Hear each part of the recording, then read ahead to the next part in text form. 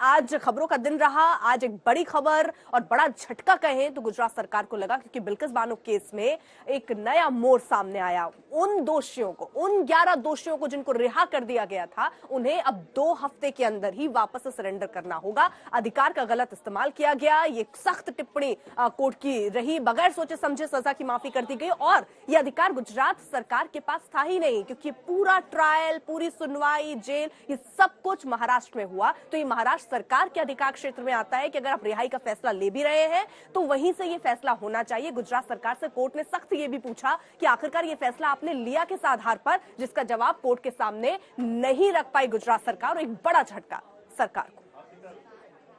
BJP ने ही इन rapist को छुड़ाया जिन्होंने बिल्किस बानो से जुल्म किया।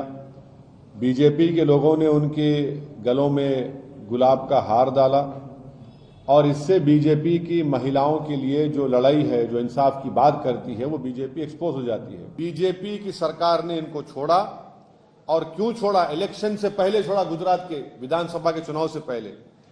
अब बीजेपी इस जजमेंट के बाद खामोश क्यों है? बीजेपी आज बीजेपी को खामोशी तोड़नी चाहिए।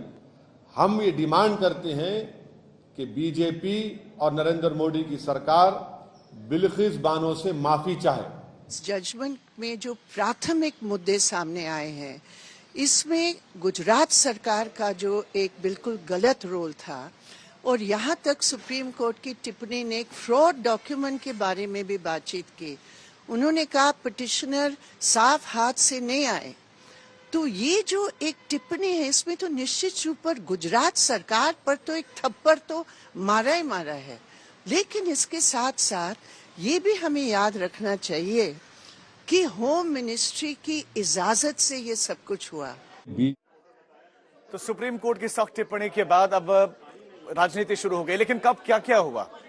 3 मार्च साल 2002 को अहमदाबाद में बिल्किस बानो के साथ गैंगरेप होता है और सामूहिक दुष्कर्म होता है। और उसके बाद इस मामले में इन्वेस्टिगेशन शुरू होती है, मामले की जांच शुरू होती है। सीबीआई इस मामले में जांच करती है।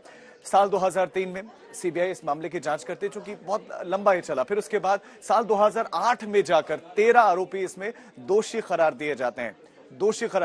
लेकिन साल 2016 में क्या होता है? इनमें से 11 दोषियों को उम्र कैद की जो है सजा होती है। लेकिन गुजरात सरकार एक बहुत बड़ा फैसला लेती है। 2017 में हाई कोर्ट ने इनकी उम्र कैद की सजा को बरकरार रखा। चूंकि इनके पास कानूनी अधिकार थे तो ये कोर्ट में गए।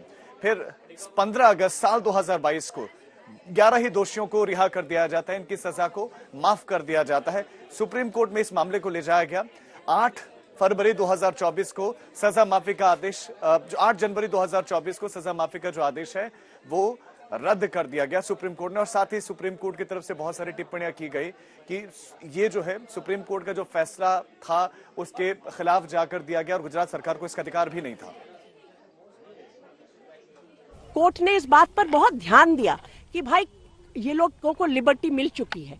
पर्सनल लिबर्टी और रूल ऑफ लॉ का क्या रिश्ता होगा, उसमें क्या इनकी लिबर्टी वापस ली जाए, वो सारी बातों पर बहुत गौर करने के बाद अदालत ने ये फैसला किया कि ये लोगों को वापस जेल में अभी जाना होगा, ताकि रूल ऑफ लॉ का पर जो इस देश टिका हुआ है, कोई भी हो उसमें लॉ सबके ऊपर बराबर चलेगा।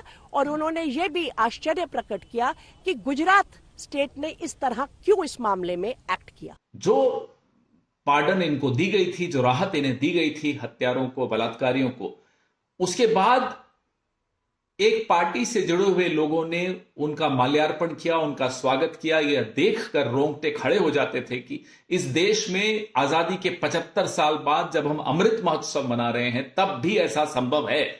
आज सुप्रीम कोर्ट ने हमारी आस्था भारत के संविधान पर, भारत के कानून पर, न्यायपालिका पर फिर से स्थापित कर दी है। उसके लिए हम सुप्रीम कोर्ट का कोटि कोटि धन्यवाद देते हैं।